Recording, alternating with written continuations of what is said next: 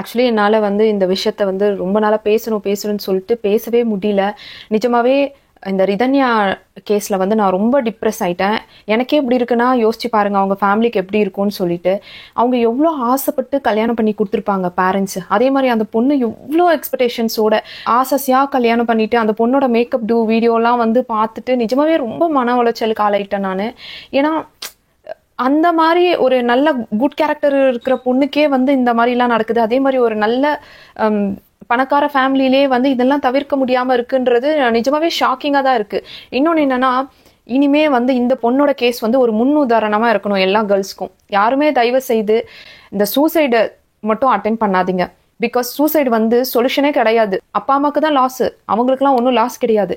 நின்று போல்டா வந்து போராடணும் எப்பவுமே. இந்த மாதிரி வந்து பண்ணக்கூடாது. ஆனால் அந்த பொண்ணு எவ்வளோ ஆசை வச்சு கல்யாணம் பண்ணியிருந்தா, அது வந்து எந்த அளவுக்கு அவங்க டார்ச்சர் பண்ணியிருந்தா அந்த பொண்ணு இந்த அளவுக்கு போயிருக்கும். ஒருத்தவங்க வந்து எதுக்கு லைஃப்ல ரொம்ப பயப்படுவோம் யோசிச்சு பாருங்க, சாவுக்கு தான். அதுவே ஒரு பொண்ணால பண்ண வச்சுட்டாங்கன்னா அந்த சாவை விட அதிகமா வேதனைப்பட்டிருப்பா, டார்ச்சர் அனுபவிச்சிருப்பா. சொல்ல முடியாத ஒரு டார்ச்சர். வெளியில சொன்னாலுமே எல்லாருமே கேட்கறவங்களா சகிச்சுப்போன்னு சொல்றது. அது யாரோட தப்பு? நம்ம சொசைட்டியோட தப்பு. நாம தான் வந்து பொண்ணுங்களை வந்து அவ இப்படி பண்ணிட்டா அதுக்கு ஒரு பேரு, அப்படி பண்ணிட்டா அதுக்கு ஒரு பேரு அப்படின்னு சொல்லிட்டு வச்சுட்டே இருக்கிறதுனாலதான் எல்லா பொண்ணுங்க வந்து இந்த மாதிரி முடிவெல்லாம் வந்து எடுத்துருவாங்க.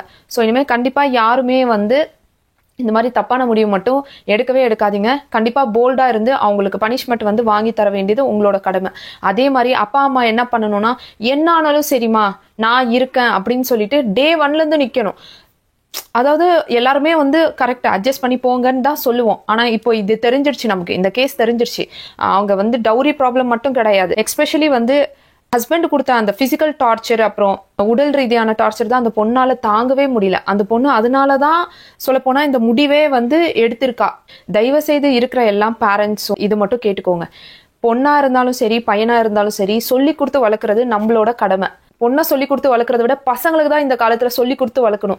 எது ரைட்டு எது தப்பு, எப்படி ஒரு பொண்டாட்டியை நடத்தணும், எப்படி ஒரு பொண்ணை நடத்தணும், அந்த பொண்ணோட ஃபீலிங்ஸ் எப்படி இருக்கும், அந்த பொண்ணுக்கு மந்த்லி என்ன கஷ்டம் வருது, எல்லாத்தையும் வந்து புரியுற மாதிரி தயவு செய்து உங்க பசங்களுக்கு சொல்லி கொடுத்து கல்யாணம் பண்ணுங்க. பொண்ணுனா வந்து வெறும் எப்படி சொல்றது, மோகத்துக்கு காமத்துக்கு யூஸ் பண்றவங்கலாம் கிடையாது. பொண்ணுங்க வந்து ரொம்ப சாஃப்ட், ரொம்ப ஜென்டில். ஒரு பொண்ணு யாரை நம்பி தெரியுமா கல்யாணம் பண்ணுது? அவ புருஷனை மட்டும்தான்.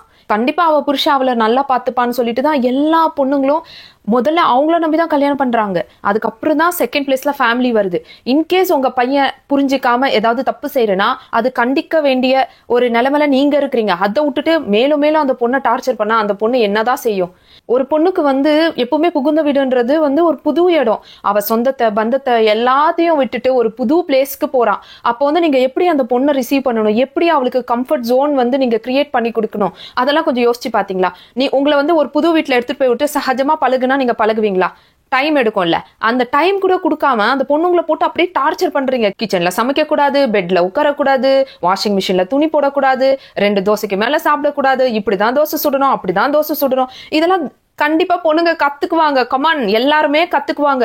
நீங்க வந்து கல்யாணம் பண்ணி அந்த பொண்ணையும் பையனையும் தனியா வச்சா அவங்க நீங்க நினைச்சதை விட நல்லாவே வாழ்வாங்க. அந்த தகுதி எல்லா பொண்ணுங்களுக்கும் இருக்கும். நீங்க தலையிடாம இருந்தாவே ஆக்சுவலி எல்லா பொண்ணுங்களும் நல்லா இருப்பாங்கன்னு நான் சொல்லுவேன். எல்லாருக்குமே அந்த ஒரு தகுதின்றது பை ஜீன் பை டிஃபால்ட் எல்லாருக்குமே வந்துடுது பொண்ணுக்கு. நாம வந்து மேலும் மேலும் அந்த பொண்ணு போட்டு டார்ச்சர் எல்லாம் பண்ண வேணாம். ஒரு பொண்ணு நம்ம வீட்டுக்கு வந்துச்சுன்னா அந்த பொண்ணு வந்து அன்சேஃபா ஃபீலே பண்ணக்கூடாது. அதுதான் ஃபர்ஸ்ட் கிரைட்டீரியா நீங்க பாத்துக்க வேண்டியது. அவளோட காசோ பணமோ அவளோட அழகு எதுவுமே கிடையாது.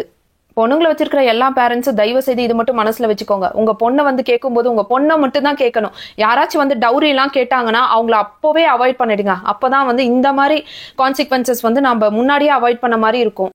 உங்க பொண்ணுக்கு செய்யறது உங்க இஷ்டங்க. அவங்க என்ன செய்ய போறீங்கன்னு கேட்கிற வார்த்தையே தப்பான வார்த்தைன்ற நானு. நம்ம பொண்ணுக்கு என்ன செய்யணும், எப்படி பாத்துக்கணும்னு நம்மளுக்கு தெரியும். சொல்லப்போனா இந்த பொண்ணுங்க இவ்வளோ சொந்தம் பந்தம் எல்லாத்தையும் விட்டுட்டு உங்க வீட்டுக்கு தானே அங்க வராங்க, உங்களுக்கு தானே வந்து எல்லாமே செய்யறாங்க. உங்களோட சொல்லப்போனா கோத்திரம் கூட சேஞ்ச் ஆயிடுதே ஒரு பொண்ணுக்கு கல்யாணம் ஆன பின்னாடி. அப்புறம் ஏங்க நாங்க காசு கொடுத்து உங்களுக்கு கல்யாணம் பண்ணி தரணும்? நீங்க தான் எல்லா சீர்வரிசையும் எல்லாமே வச்சு கல்யாணம் பண்ணணும். எல்லா பொண்ணுங்களும் தயவு செய்து இனிமே தைரியமா இருங்க. எதுவுமே மறைச்சு வைக்கணும்ன்ற அவசியமே கிடையாது. அங்க ஏதாச்சும் ஒரு தப்பு நடக்குதுன்னா கண்டிப்பா அட்லீஸ்ட் உங்க பேரண்ட்ஸ் கிட்ட ஓப்பன் அப் ஆகுங்க, இல்ல உங்க க்ளோஸ் ஃப்ரெண்ட் கிட்டாச்சும் சொல்லுங்க, உங்களுக்கு ஒரு சஜஷன் கிடைக்கும். ஈவன் இந்த பெட்ரூம்ல நடக்கிற கொடுமை கூட நீங்க வந்து உங்க பேரண்ட் கிட்ட சொல்லலாம், உங்க அம்மாட்ட சொல்லலாம். எதுவுமே தப்பு கிடையாது, சொல்லலாம். உங்க புருஷனை நீங்க காப்பாத்தணும்னு நினைக்காதீங்க. அந்த மாதிரி செக்ஸுவல் டார்ச்சர் பண்றவன் கண்டிப்பா நல்லவனா இருக்கவே மாட்டான். அவன் சுச்சுவேஷன்ஸ் ரொம்ப பேட் ஆகுறதுக்கு முன்னாடியே இந்த விஷயம்லாம் வந்து நம்ம ஃபிக்ஸ் பண்ணிக்கலாம். அதனால தயவு செய்து உங்க பேரண்ட்ஸ் கிட்ட நீங்க வந்து என்ன நடக்குதோ அதை அப்படியே ஓப்பன் அப் ஆயிட்டு சொல்லுங்க.